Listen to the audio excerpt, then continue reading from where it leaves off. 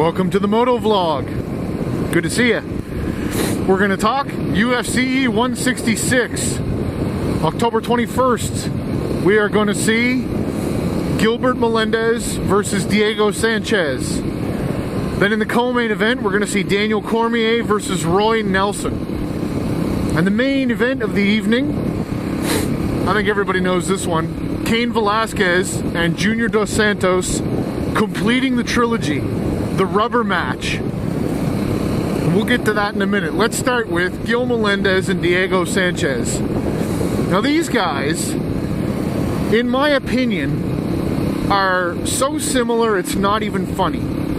They've got wrestling bases, excellent jiu-jitsu, and their striking is always impressive. And the big difference in my mind between these two fighters is going to be the stand-up. Diego Sanchez is looking to load up and unload bombs most of the time. He's not really the kind of guy that's, looking to pick shots and find openings. He just wants to get inside and blast you with stuff. And more often than not, he's doing it to throw you off balance and then shoot for a takedown. And then he wants to get on top of you and ground and pound. Well, Gil Melendez is sort of the same type of fighter. Like, he wants to basically get you on your heels, to drag you to the mat and beat you up and look for a submission. Now, the difference in their striking, in the way they try to get you moving backwards, Gil's a little more precise. He really sets up much more on a boxing stance, and he's looking to find openings and take angles and pick you apart, while he tries to figure out how he can set you off for a takedown attempt. Now, I gotta be honest, with Gil Melendez's last fight being that close decision loss to Benson Henderson in an attempt to unify the UFC and Strikeforce lightweight championship belts, I don't think Diego's just on that level. We saw him fight BJ Penn for the belt. At least I believe it was. Don't quote me if I'm wrong. And Diego was very much succumbing to the pressure. Like, he went out there and went wild. Tried to use his conditioning and pressure to deal with the skills of BJ Penn. And he's probably going to take the same sort of tactic with Gil Melendez, where Gil is such a well-rounded fighter.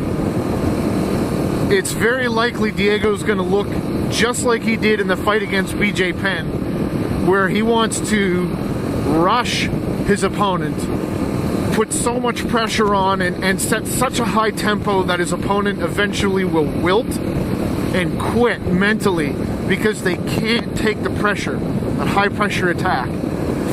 So, problem is, Gil Melendez got some serious cardio. He trains with the Diaz brothers, and is basically a triathlete himself.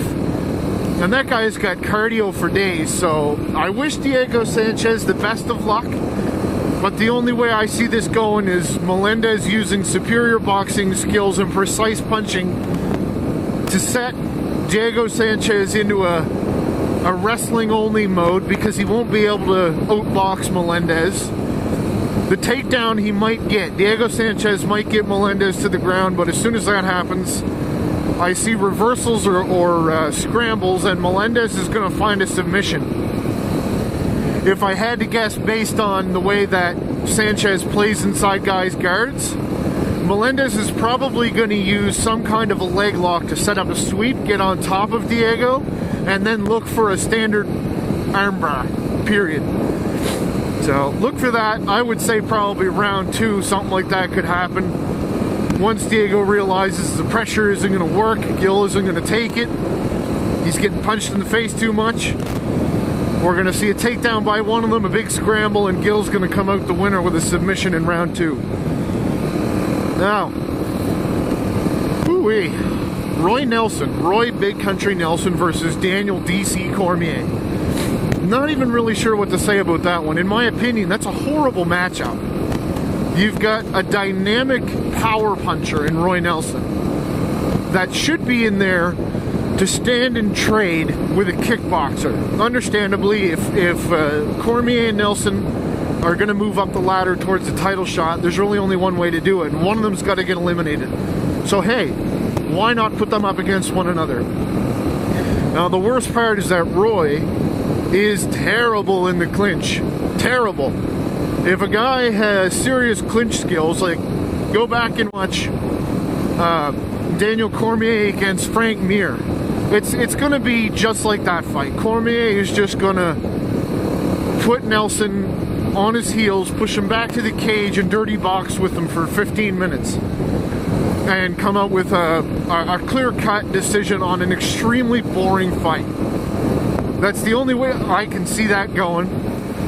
Unless Roy lands some magical haymaker and knocks Daniel Cormier out cold with one punch. But those are the choices. So look for Roy to let fly a big overhand right at the beginning of each round. And when it misses, Cormier is going to be on him like white on rice. Push him back up to the cage and dirty box for 15 minutes, looking for takedowns and elbows and all this stuff. So that one's going to be a snooze fest unless Roy pulls out that magic right hand bomb. Now, the main event of the evening. Ooh, my lord. What more could you ask for? This is another one I'd be willing to spend the $50 to watch the pay-per-view if it only had Junior Dos Santos versus Cain Velasquez to complete the trilogy. My God. Now, we all saw what happened on the debut of the UFC on Fox, where they did that 1 hour show. It had 3 fights, including the main event, or no, I think it was only 2. They did the co-main event and they did the main event in a 1 hour show on Fox, live on Fox, and the rest of the card was considered prelims, and they did the rest of it in 3 hours on Sportsnet or something. In any case, that was a terrible fight. Cain didn't initiate enough pressure on Junior right away, let Junior set up a range and land a big bomb right on the temple, or sort of behind the ear actually, on Cain in their first fight. The second fight looked exactly like what I had predicted the first fight to look like. Just a pure onslaught from Cain Velasquez on Junior Dos Santos of punching, elbows, takedowns, clinching, just everything. Like he threw everything at him except the kitchen sink. And I don't want to hear anybody say, well, he didn't finish him. It went to a decision. Yeah, well, when you put 2 of the best fighters on the planet up against one another for the biggest prize, the biggest trophy of their entire lives, let alone the entire world, it is the most significant honor in fighting, period. The guy that holds the UFC heavyweight belt is considered the baddest man on the planet.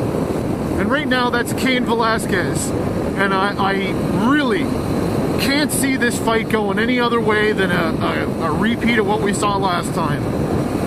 I think Cain is going to use unbelievable fitness and pressure and tempo to keep Junior Dos Santos backing up so that he can't establish a range in which to try to throw punches. He's not going to let him do anything. It's going to be a complete and utter shutdown of Junior Dos Santos' game. The only opportunity Junior has is to try to use some kind of a technique that we don't see from him, like the teep. That's like the front leg kick to the guts.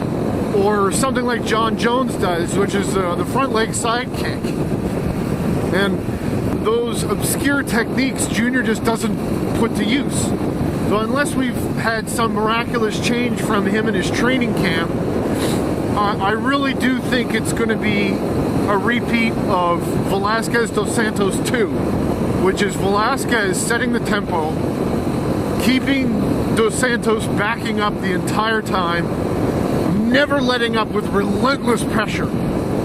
Not even letting him breathe for half a second to try to reset and establish a range. It will have to be constant pressure with punches, elbows, clinching, Just everything he can throw at him again, except for the kitchen sink.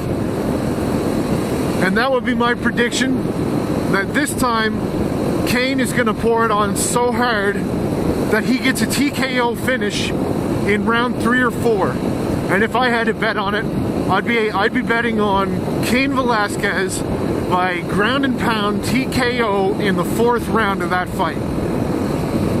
And there you have it, my predictions, UFC 166.